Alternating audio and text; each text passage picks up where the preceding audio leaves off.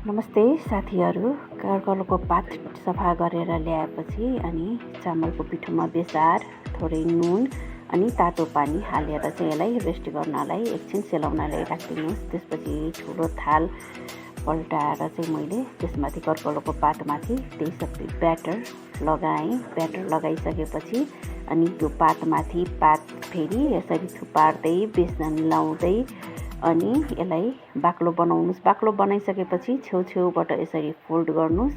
Fold गरिसकेपछि अनि माथितिरबाट पनि एकदमै कसेर चाहिँ बेसरी ग्याप नहुने गरी चाहिँ यसलाई मजाले रोल गर्नुहोस्। रोल भइसकेपछि यस्तो देखिन्छ अनि यसलाई फेरि 2 टुक्रा काटेर अनि त्यसपछि पिस माछा जस्तै पिस पार्नुहोस्। अनि त्यसपछि माथिबाट त्यो ब्याटर लगाएर बेसन अनि यसलाई मजाले राख्नुहोस्। अनि यता कराहीमा तेल तातिसक्यो।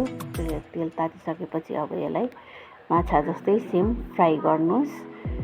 हेर्नुहोस् है, एकातिर रातो भइसकेपछि अर्कोतिर पल्टाएर फ्राई गर्नुहोस्।